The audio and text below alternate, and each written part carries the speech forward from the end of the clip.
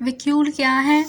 Vacuole जो है single membranes organelles हैं जो कि सेल के अंदर प्रेजेंट होते हैं और इसमें फ्लूइड लाइक मटेरियल जो है वो प्रेजेंट होता है। बहुत से सेल इस तरह के होते हैं जिसमें स्मॉल वैक्यूल्स प्रेजेंट होते हैं साइटोप्लाज्म के अंदर, लेकिन जो प्लांट सेल होता है इसमें जो स्मॉल वैक्यूल है वो वाटर एब्जॉर्ब करता है और इस तरीके से एक लार्ज वैक्यूल बना देता है जो कि प्लांट के बिल्कुल सेंटर में होता है। इसी वजह से जो प्लांट सेल है इसके सेंटर में न्यूक्लियस नहीं प्रेजेंट होता बल्कि वैक्यूल प्रेजेंट होता है और जो न्यूक्लियस है वो वैक्यूल से बिल्कुल एक साइड की तरफ होता है। इस स्टेट में जो सेल होता है वो टर्जिड होता है। टर्जिड का मतलब ये है कि स्वोलन होता है और उसके अंदर पानी जो है वो काफ़ी ज़्यादा भरा हुआ होता है। बहुत से सेल्स इस तरह के होते हैं जो कि बाहर के इन्वायरमेंट से जो है वो मटेरियल ले जाते हैं फूड वैक्यूल की फॉर्म में और इसके बाद इसके अंदर जो मटेरियल है उसको डाइजेस्ट करते हैं with the help of lysosome.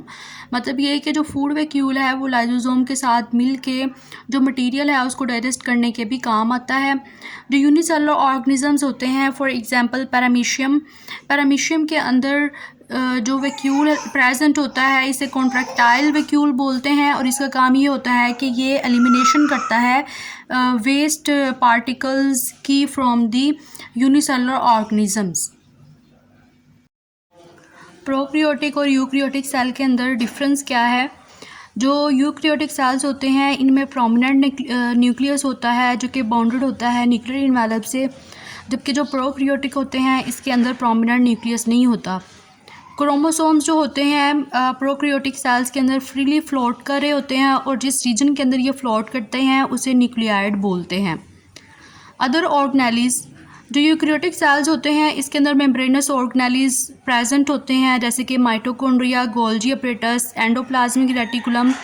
लेकिन जो प्रोकैरियोटिक सेल्स होते हैं उसके अंदर मेम्ब्रेन बाउंडेड ऑर्गेनेलीज जो हैं वो प्रेजेंट नहीं होते। जो राइबोसोम्स हैं वो लार्जर इन साइज़ होते हैं यूकैरियोटिक सेल्स में, जबकि प्रोकैरियोटिक के अंदर राइबोसोम्स जो होते हैं वो स्मॉल साइज़ के होते हैं। अगर साइज़ की बात की जाए तो जो यूकैरियोटिक सेल्स होते हैं वो 10 टाइम्स लार्जर होते हैं दैन प्रोकैरियोटिक सेल्स। अगर सेल वॉल की बात की जाए तो यूकैरियोटिक सेल्स की जो सेल वॉल होती है जिसमें प्लांट है ये सेलुलोज से मिलकर बनी होती है, जबकि जो फंजाई है इसकी सेल वॉल काइटिन से मिलकर बनी हुई होती है।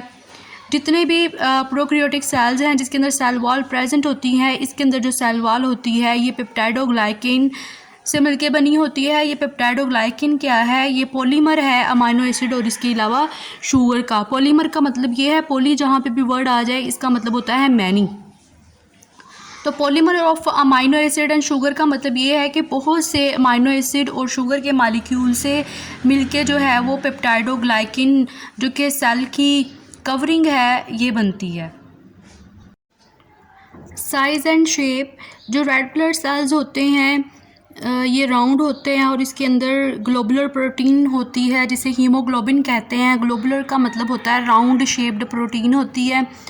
जो नर्व सेल्स होते हैं ये ट्रांसमिशन करते हैं नर्व इम्पल्स की और ये लॉन्ग ट्रांसमिशन होती है। नर्व इम्पल्स क्या है? ये मैसेजेस हैं जो कि ब्रेन से बॉडी के दूसरे पार्ट्स में जाते हैं। इसके अलावा जो जाइलम सेल्स है ये ट्यूब लाइक होते हैं और ये प्लांट के अंदर प्रेजेंट होते हैं। इसकी जो वॉल होती है वो थिक होती है और वाटर की जो कंडक्शन है उसमें ये काम आते हैं और इसके अलावा स्पोर्ट में ये काम आते हैं। Surface area to volume ratio जो रूट हेयर्स होते हैं प्लांट्स की बॉडी के अंदर ये वाटर और सॉल्ट की मैक्सिमम एब्जॉर्प्शन में काम आते हैं। प्रेजेंस और एब्सेंस ऑफ ऑर्गेनेलीज ऐसे सेल्स जिसके अंदर जो है वो सिक्रीशंस बनती हैं, इसके अंदर ज़्यादा कॉम्प्लेक्स एंडोप्लाज्मिक रेटिकुलम या गोल्जी अपरेटस होते हैं और इस तरह के सेल्स जिसमें फोटोसिंथेसिस होती है इसके अंदर जो है वो क्लोरोप्लास्ट प्रेजेंट होता है।